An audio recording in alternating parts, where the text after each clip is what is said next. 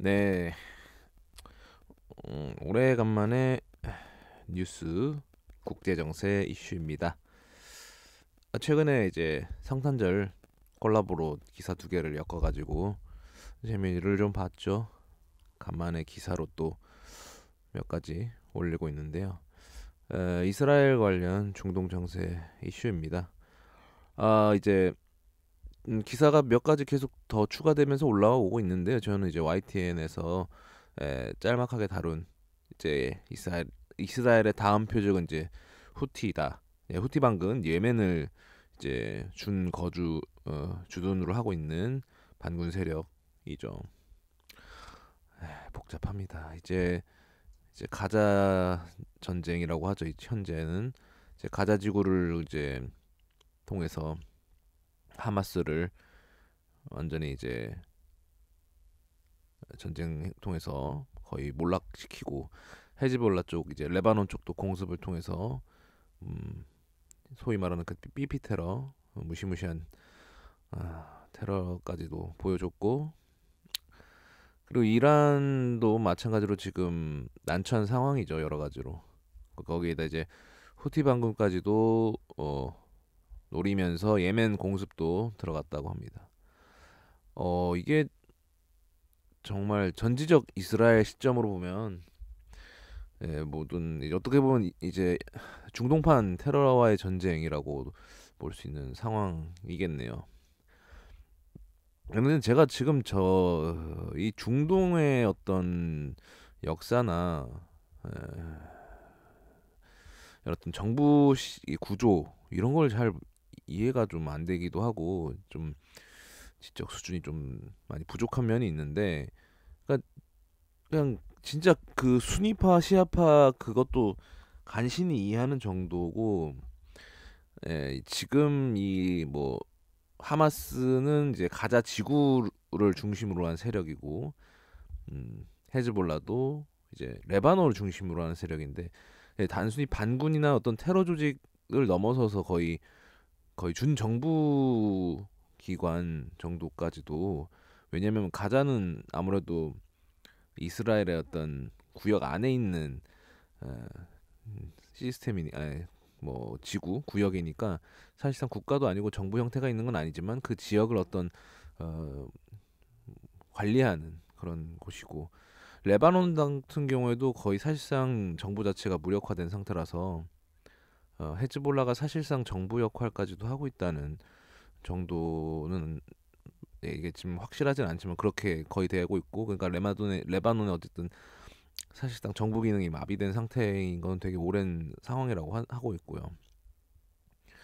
예멘의 어떤 후티 반군 같은 경우도 단순한 반군을 넘어서서 정규군을 거의 대체할 정도, 그러니까 정규군도 함부로 이제 다 감당할 수 없는 상황인데 이 세 다 조직 모두 어떤 이란의 어떤 대리전을 펼치는 그런 존재들이죠. 그러니까 이란이 직접적으로 나설 수 없는 곳에 후티 반군 그리고 헤즈볼라, 하마스 등이 어떤 그런 팔다리 역할을 했던 거니까 사실상 이스라엘이 이란의 사지를 다 끊어놓는 셈이죠. 근데 후티 반군 같은 경우는 아무튼 미국이나 이런 서방국 쪽에서도 계속 골칫거리였던 게 주기적으로 이렇게 뭐 미국이나 영국의 선박을 건드려 왔고 미국 쪽에서도 이제 또 미국은 그런 게 있지 않습니까? 자국의 시민 한 사람이라도 뭐 죽거나 다치는 혹은 죽게 되면 우리는 참을 수 없다. 뭐 세계 경찰이니까 좀 그런 것도 있으니까 이제 이스라엘이 어떻게 보면은 이제 서방 세력의 대리전을 해주는 거죠. 이란의 대리전을 펼치는 이제 테러 조직을 자신들이 뚝갑 해야겠다. 그러다 보니까 사실 이스라엘의 어떤 행동은 거의 전쟁 범죄죠. 사실상 뭐 삐삐 테러던 요인 암살이건 이제 전쟁을 사실 뭐 사실상 전시이긴 하지만 이게 좀 애매한 게 우리 눈에서 봤을 때는 이게 비정상인 것 같기도 하고 누군가의 시선에 봤을 때는 당연히 테러와의 전쟁이다라고 볼 수도 있겠는데, 이를테면 이란이라는 국가에서 어쨌든 손님 자격으로 온 하마스 지도자인데, 그 지도자를 타겟팅해 가지고 암살하고 간 이스라엘 같은 경우, 뭐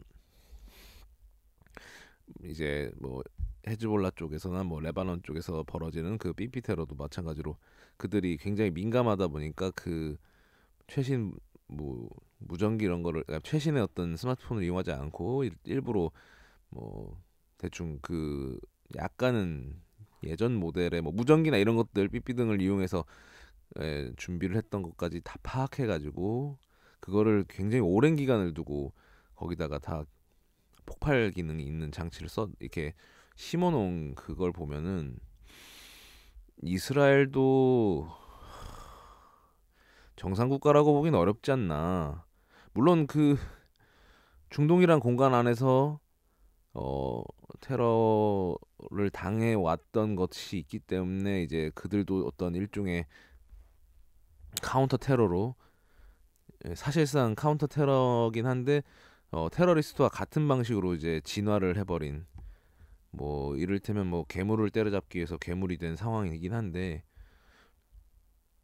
무슨 누구의 편을 들고 말고는 당연히 문제가 아닌 거고, 이 둘의 싸움 과정에서 계속 민간인이 이제 죽임을 다 사망을 하고 이런 사건들이 벌어지니까 네, 뭐 할 말이 없죠. 이 상황에 대해서는.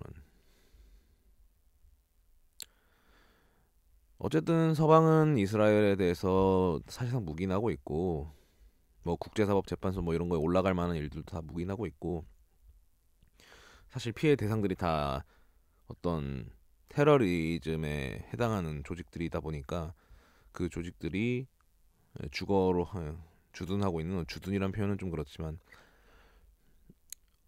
거의 이제 세력으로 이제 확보해둔 뭐 가자나 레바논이나 예멘 등이 공습당하고 있는 상황에서 사실 뭐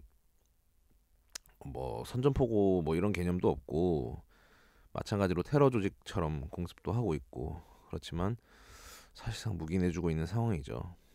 그러니까 미국도 이제 중동에 개입하는 것이 이제 지쳤기 때문에 이제 이스라엘한테 대리 형태로 맡겨버리는, 서로 간의 대리전을 하고 있고, 우크라이나도 마찬가지로 서방의 대리전 역할을 이제 지금 점점, 그러니까 전쟁의 아웃소싱화가 돼가는 것 같아요.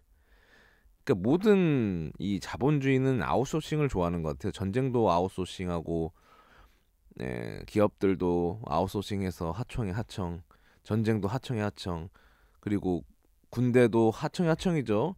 뭐 바그너 그룹도 그렇고, 뭐 지금 미군을 대신해서 용병들 단체들도 사실상 그렇게 운영되고 있죠.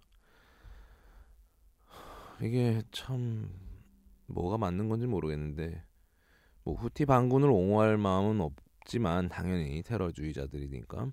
근데 이스라엘의 행동이 묵인되는 걸 보면은 좀 두려운 점이 있죠. 어떤 결국 뭔가 본인들이 옳다고 생각하는 것 때문에 그 행동을 다 정당화해버리기 시작하면, 적들을 상대할 때는 뭐 응원을 하겠죠. 자기 편이니까.